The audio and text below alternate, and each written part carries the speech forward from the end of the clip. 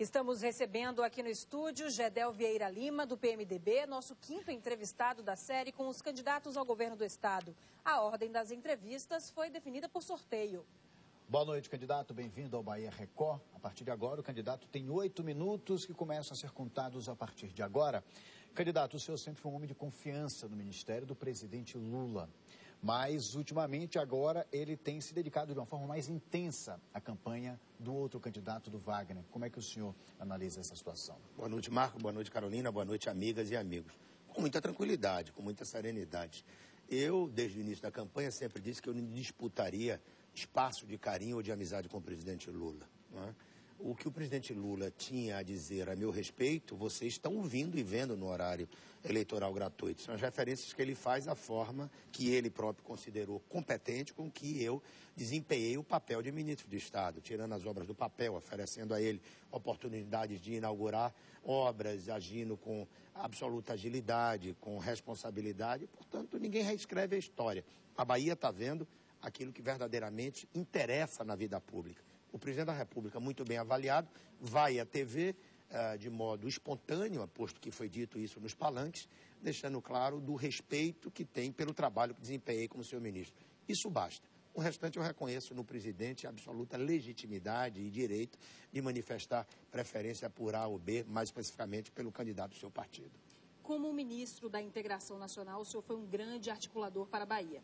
Porém, essas ações parecem não ter surtido muito efeito, pelo menos nas pesquisas de intenção de votos, onde o senhor aparece em terceiro lugar. Como é que o senhor enxerga essa situação e qual a estratégia agora nesse fim de campanha? Primeiro, em momento algum, eu trabalhei pela Bahia, eu liberei recursos que me rendeu, inclusive, críticas de uma parte da imprensa dos políticos do sul do país, imaginando que isso pudesse ter consequência eleitoral.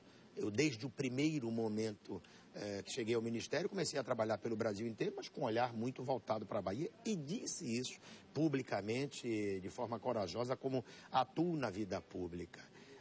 No mais, a candidatura está posta, estou conversando com as pessoas. Resultado de pesquisa, se pesquisa definisse eleição, o governador da Bahia era Paulo Souto, não era o atual. E prefeito de Salvador era Ambaçaí, não era o atual. Eu sinto nas ruas manifestações de carinho e de apreço que não correspondem às pesquisas. Não brigo com números, mas prefiro aguardar a manifestação de 3 de outubro para, a partir daí, estando no segundo turno, continuar na luta. Não estando no segundo turno ou perdendo a eleição, respeitar o resultado da democracia. Eu encaro esse problema com muita tranquilidade. Vou continuar falando com as pessoas, falando a verdade, defendendo ideias, fazendo a crítica substantiva, a crítica real, a crítica com dados, perguntando se vocês estão satisfeitos com o que o governo tem feito na segurança, na saúde pública, na infraestrutura, e vocês vão ter liberdade, como é prova da democracia, para decidir que rumos querem para a Bahia nos próximos anos. Candidato, temos 5 minutos agora, praticamente 5 minutos e 6 ainda de entrevista. Falando agora de projetos, né?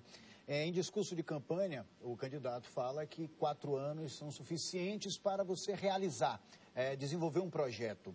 É verdade? Dá para fazer em 4 anos? Aí eu já emendo com outra pergunta. Qual seria a sua primeira prioridade, né? Aquilo que a população pudesse sentir na prática e ver de fato? Claro que dá. Quando você tem vontade, quando você tem garra, quando você tem determinação para enfrentar os problemas, dá. Juscelino Kubitschek construiu o Brasil em 5.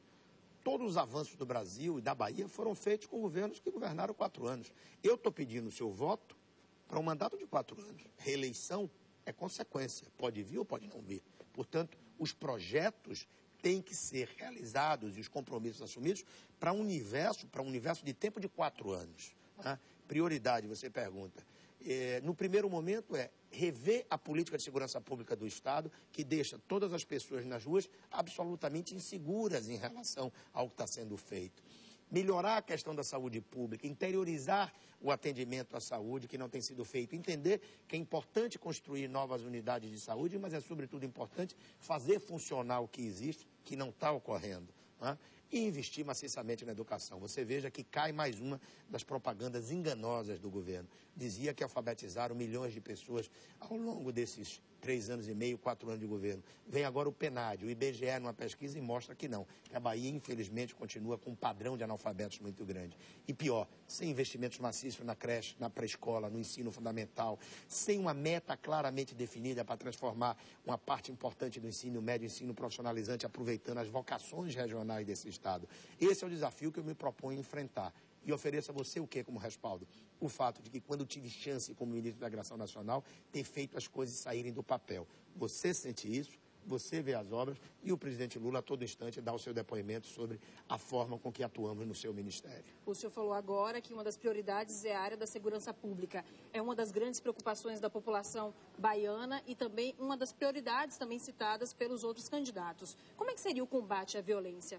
Olha, nós temos apresentado projetos claros, por exemplo, o projeto que fecha, que cria dificuldades de acesso às nossas divisas nos estados e cria dificuldades também para o ir e vir através de locomoção de carros nas grandes cidades, entradas e saídas das grandes cidades. Requalificar a gestão da segurança pública, ocupar as áreas de maior violência com exemplos como a polícia pacificadora, a polícia comunitária que tem no Rio de Janeiro, por exemplo. Fazer com que os municípios não arquem como tem arcado ainda hoje, isso é uma coisa que não dá mais, tem tantas dificuldades, ainda são responsáveis por botar gasolina em carros de polícia, por arcar com a responsabilidade de manutenção de delegacias. Salvador, em 4 anos, não foi criada uma nova delegacia.